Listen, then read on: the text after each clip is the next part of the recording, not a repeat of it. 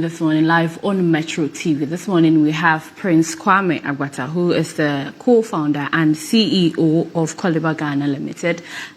He's here to tell us more about himself, his business, and also Africa's business heroes. Good morning and welcome, sir. Good morning, Anaya. It's good to have you here. Thank you so much. First off, let's start by telling us more about yourself. Who is Prince Agbata?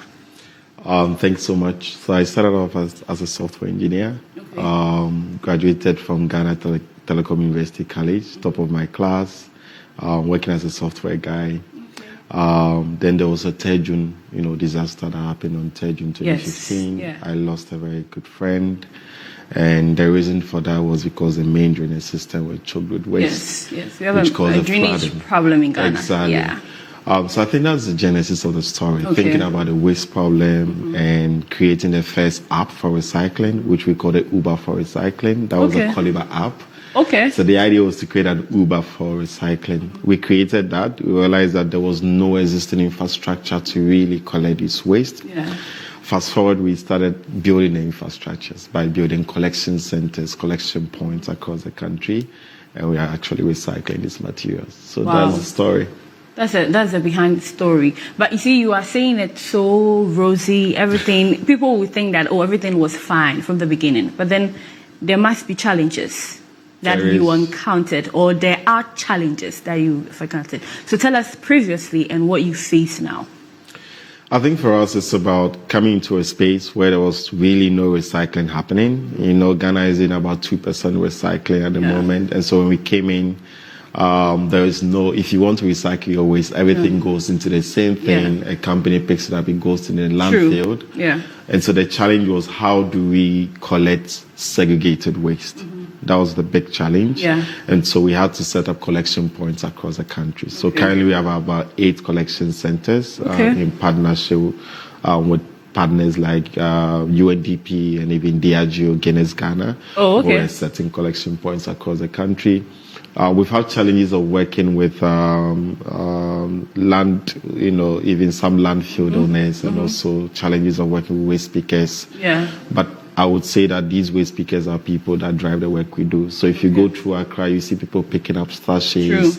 And these are the heroes. The most important people that are really recycling. Exactly. So, you spoke about segregation. After segregation, what about the dumping sites? How easy was it for you to get a particular place?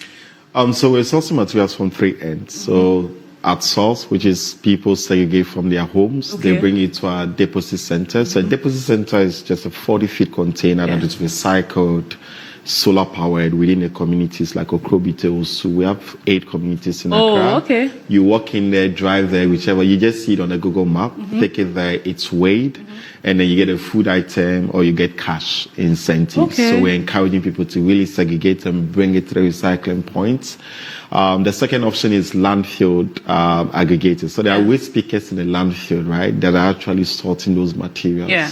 Once your materials get there, if you don't segregate them, it goes to the landfill. These people sort them out, and then they bring it back to us for recycling. And then we have also individual pickers that move around the communities, also aggregates them and bring them to the center.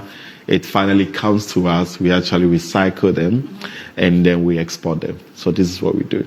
Wow, that's a lot. So when you do that, I'm interested in the recycle part. When you do it, when you put it through the recycling part, what are some of the things you make out of it? Or you don't make anything out of it? So we came into the space picking plastics nobody was interested in. Yeah. So you see sachets are already picked, but nobody was picking your Vortic bottles or Melaqua bottles. Yeah. So when we came in, nobody's picking, nobody's even recycling it in Accra or in Ghana. Yeah. We pick them up, we bring them to our facility, we crush them, we wash them, we dry them. It's a whole processing activity, and then we ship them to the UK or to Europe, where they use them for making clothes. So polyester,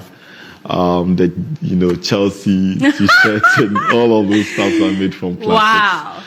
Wow. Another application is also using them to make new bottles. So our clients are making new bottles or making clothing from these materials. On the waste. You're doing a good thing. Thank you. Let's come back to the fact that you completed and you, like you mentioned, you graduated top of your class, and you were also selected among the top 20 for the Africa's Business Heroes out of 21,000 entrepreneurs across Africa. I mean, you've been doing good things, but when this popped out, how did it make you feel? I think I felt more humbled. I think in that sense, again, for every award we win, it's the impact on ground by the way speakers. Yeah. And I keep saying our employees or our employers are the heroes. speakers. Yeah. These are the people that are on the ground. The rain or shine, they are picking up plastics in the landfills. They are the people that bring the materials to us for us to recycle. And I think these are the real heroes. And when we came in, the recycling rate was 2%. Currently, recycling rate is 12%. And since we started in 2017, so I think that is huge progress. Yeah. And we cannot do this without, the work of the pickets on the ground. So I would say people should respect those people. They are very important heroes as well. I mean, there are so many people that were selected. You are doing an amazing thing here in Ghana. Others are also doing that. But what do you think made Prince Agbata stand out to be able to get that? Again, I think it boils down to I think there are people doing amazing work. The African Business Heroes is looking for heroes that are doing amazing work. What made us stand out? I think being authentic. And at Coliba, we are very transparent and authentic with all of our staff. People know where we are and what we do. And I think our authenticity and being able to give more than we take and telling our story of the impact we're making, perhaps that could be the differentiator of what we do. Okay. So top entrepreneurs get a grant split, and it's a good thing. But which other advantages do you get from Africa's Business Heroes? It's a mentorship. It's currently we've had so much feedback, business feedback from the coaches, and I think having a second perspective, it's very important in the field that we are. So the mentorship, the feedback, the workshops we've been having, these are the most important thing other than the money. And I think money alone doesn't solve the problem, but also what comes with the money. It's also very valuable. Yeah. So out of the 21,000, there are top entrepreneurs that are picked. The 10 get to split the grant, which if you are picked, you haven't been picked. If you are picked, which I'm hoping you get to be picked. I will. Amen. What plans do you have for that grant? Yeah. So key point is if we do get into that top 10 and we do win a grant, again, the whole idea is to bring it back into the business. Yeah. So it's not a personal fund. And I think, again, we're transparent. Yeah. The whole staff and everybody's aware of what is coming in. The board is aware of what is coming in. So the money goes back into the business to make it more sustainable and to scale our impact across the communities that we work in. Yeah. So the board gets to select. It is not about voting. It's about your work being appreciated, right? It's about pitching. Okay. It's about getting your models right, your financials right, and also understanding how impactful and how scalable the initiative is.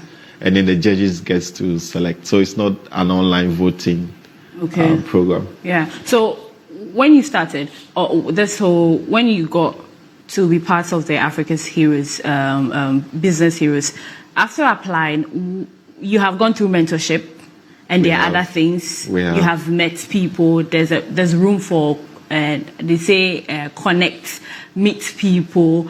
After applying, what has experience been like so far? Well, first of all, is getting this interview. I would have very much paid for it. But I think this is some of the things, right? Interview with South African News Network, interview with Metro TV. I mean, who knows what more is to come if I get to the top 10. Yeah. I think these are valuable additives to what the African Heroes gets to offer. True. And I'm grateful. Yeah, you have come so far. What advice do you have for aspiring people who want to be like you? Well, I'll say to young people that they shouldn't just trust the process, but they should also love the process. So the entrepreneurial journey shouldn't just be seen as an end goal, but appreciate each process, because when you do, you become happier and healthier in every step of the journey. And number two, you need to know as an entrepreneur that we are building trees that we may never, we are building trees that whose shades we may never sit under and whose fruit or you we might may not never even eat. benefit from the fruits. Exactly. And so, yes, I want to make an impact. I want to be rich. You don't go into entrepreneurship. We need entrepreneurs that are people of character, that are solving issues of poverty and also making impact. And that the impact I'm making is the most important thing. I'm creating jobs. I mean, that is entrepreneurship for me. I started it with a purpose. And so to every entrepreneur there, trust the process, know that you're planting a tree, may never sit under it. And then finally, what I'll say is sometimes get out of the balcony, get out of the dancing floor and get on the balcony. So the dancing floor is a place of noise. We are always in a noisy environment, too much happening around us. And you can run mad, huh? So get out of it and then get on the balcony and see the beauty of nature. It means self-care. To every entrepreneur, I've seen entrepreneurs that have, had serious health issues because they are grinding and working too much. It's important you have self-care as well. You've given a very good message, but what are some of the tips that you used when you started? I think those are the tips. So I started as I'm a software engineer, and I didn't have any skills in business. So the key things were find out how to get those skills, very importantly. So the disaster happened in 2015. I launched the company in 2017. 2 years, what was I doing? I was building myself. And the one way I did that was to join an incubator, join a hub, take courses, learn about business models, build business plans, build pitch decks, learn how to pitch my business, how to talk to investors, how to raise money. So I think for everyone that wants to start, this is very important. Find a community, get involved, and get in that community. Thank you very much, Prince Agbata. We wish you the best. We are hoping that you will be part of the top 10 entrepreneurs that are selected for the Africa's Business Hero, so that you get to do more, because you are doing an amazing thing. Thank you so much. Really appreciate you for coming. Thank you. Okay, so we spoke to Prince Agbata, who is the co-founder and CEO of Coliba Ghana Limited. They are doing an amazing, and we hope and pray that his company, his entity, is able to be named as part of the top 10 entrepreneurs in for the Africa's Business Hero, so that they get the grant, split it, then continue to do the amazing things that they are doing. But then before we go, we'll take some news updates. So some oil marketing companies